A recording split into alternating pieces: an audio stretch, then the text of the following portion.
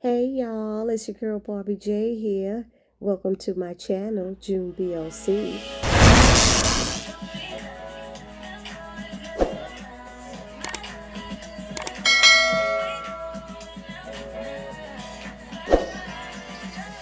What's up, everybody? It's your girl Barbie J here with the recap and review of Tyler Perry's comedy drama, Sisters, Season 8, Episode 21, London Bridges.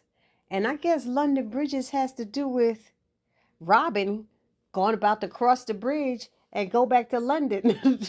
He ain't crossing no bridge. He crossing oceans or stuff to get back to London. But I'm assuming that's what it's all about. Anyway, if you are new here or if you are returning here and have not subscribed to this channel as of yet, please take a moment right now and hit that subscribe button. Then hit the notification bell and select all. It'll let you know every time I upload any new content to this channel.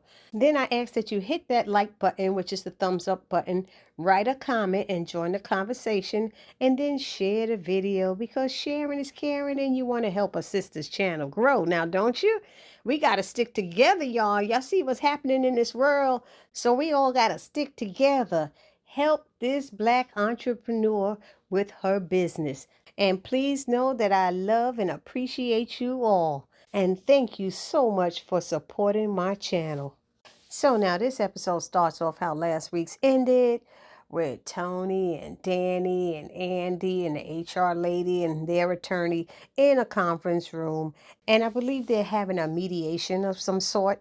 Long story short, they decided they would give Danny her job back. But Andy was like, y'all gonna give her a job back and some pain and suffering. And Andy ended up getting Danny $75,000 in pain and suffering. Hallelujah. So they all got up to leave, and Tony wanted to stay back and talk to Danny. And the HR lady didn't think it was a good idea, neither did Andy. But they both said, okay, it's good. And so they talked real quick, and he was like, how did we get here? She said, because you wouldn't listen to me. And she ran down all the stuff. And he was like, well, where do we go from here? She said, I don't know, but I'm out of here. Deuces. So she left. She goes home. And she's sitting on the couch with that big teddy bear when somebody knocks at the door and it's Tony. So she throws the teddy bear so he don't see her with it. And then he comes in there busting in her door and she's like, didn't I say I needed time or something like that? He said, look, it's been a month and I don't want to lose you and give you any more time. And then all of a sudden he get down on his knees and try to propose to her. And she would start laughing at him. And he's like, that's not the reaction that I expected. And she was like, I just sued Higher Airlines and you think this is the best time to propose to me? And he started admitting that everything was his fault and he should have listened and he get it now and all this stuff.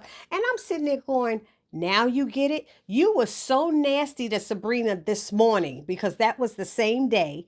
You saw her, you're in her personal business, and you're giving her the finger, talking about you and your sister circle never take ownership of your issues or take responsibility for this. And you did all of that this morning, but now you get it?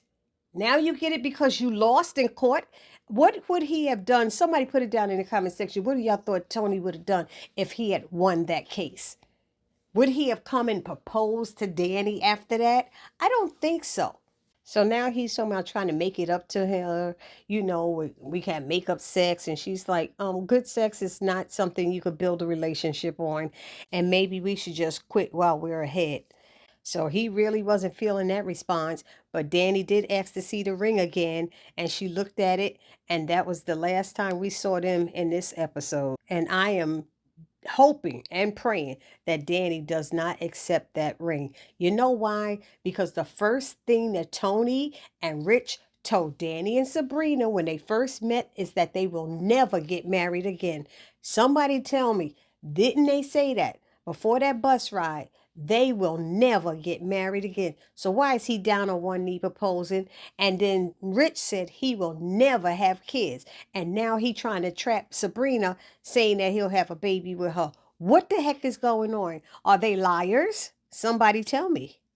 So now over at the hair salon, we got Pam and Karen, and they're trying to figure out a way to get their numbers up to meet that quota for Miss Marie. And Pam decides to share with Karen what Maurice uses it for, which is a lube. And what was so funny is Karen was drinking some tea and she almost spit it all out when she told him that. She said, look, we supposed to be using it as a premier edge control. We can't be talking about no lube and stuff. She said. So she said they decided they would do it the old fashioned way, going door to door, and they'll still be on the quick gram, and they'll also be having like house parties and sell to the sisters and all of that stuff. So that's their first plan to get numbers up. So now Aaron and then Miss Lisa, they show up to the hair salon and they're there to help any way they can to get the sales up for Karen and Pam. And then Karen also asks her employees to get involved too. So Karen starts telling everybody what she needs them to do and their responsibilities. And then she even told Pam, you know what? Go ahead and reach out to Maurice and see what he want to do. She said, it ain't our business what they do with it once it leaves our hands. And everybody's like, cool. And then she told Pam to be on that quick gram day and night. And then Pam told her that Trey said he would come over and help. And that was all we saw of them for this episode. So now we have Zach showing up at the law firm with breakfast for Fatima because she didn't eat before she left home. And she's like, what are you doing here? I told you it's a big day for Andy. You know, they got to be on point. She can't be taking advantage of, their friendship. And because Zach is thinking, well, she the boss now and nobody gonna give you a hard time if I come and visit and all this stuff. And I'm going to have breakfast with you. She's like, no, no, no, no, you're not. We're not going to do this. I don't want to be taking advantage of her. Da, da, da, da.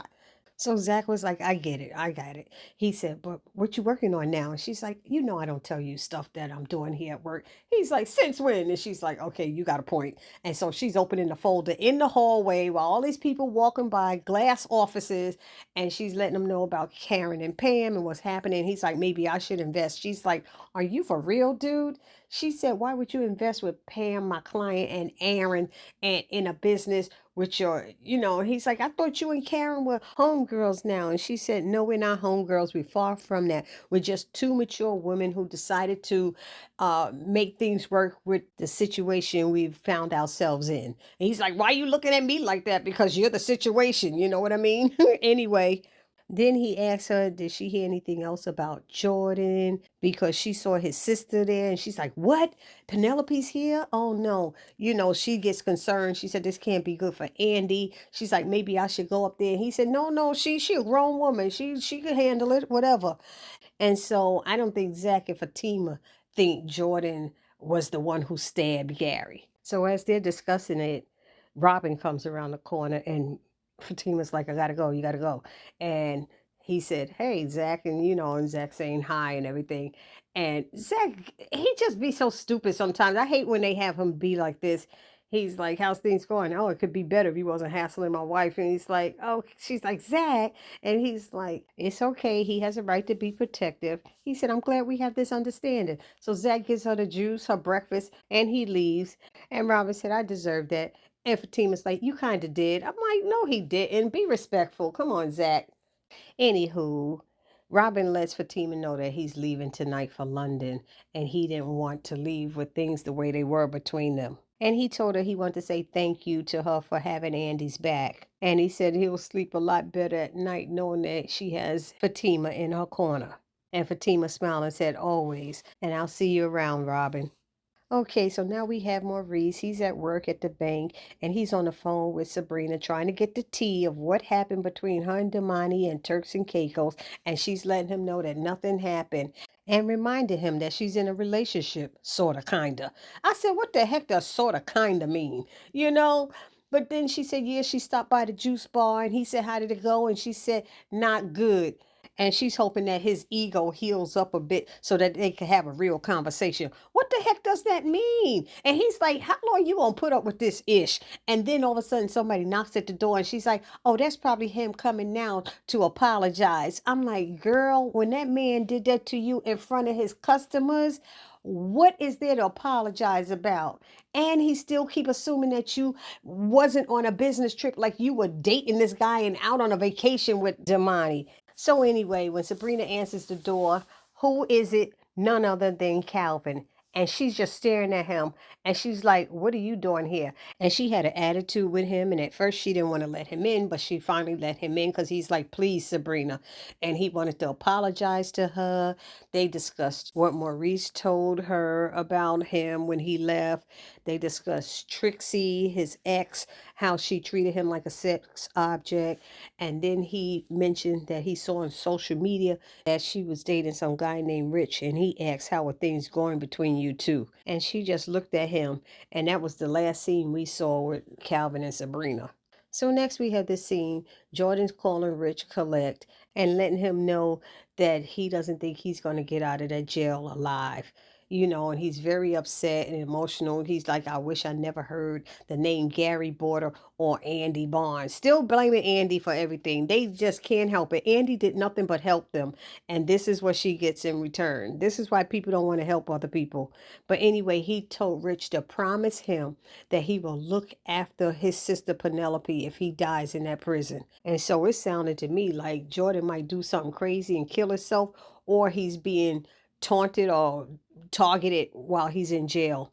But Rich promises that he will look after Penelope. And one of the last things Jordan said is he didn't stab Gary Borders, and he wished he had never heard his name or Andy Barnes' name for that fact. I said they still trying to blame Andy for everything after all she did to look out for him and his ungrateful sister. So now back at the law firm, we have Robin and Andy, and they're talking, and she's finding out he's leaving for the UK that night. She doesn't want to admit that she doesn't want him to leave. He keeps asking her, is she going to miss him? Of course, she doesn't answer it. And it looked like they're getting real close, like they're about to kiss. And out of nowhere, here comes Penelope interrupting them. How the heck did she get to the back of the law firm without being announced to a managing partner or the owner of the place? Somebody put it down in the comment section because I don't know how that happened. Anywho, she said, I need to talk to him alone. And she's looking at Andy like, move. And Andy's like, I guess I'll just leave. She said, yeah, do that.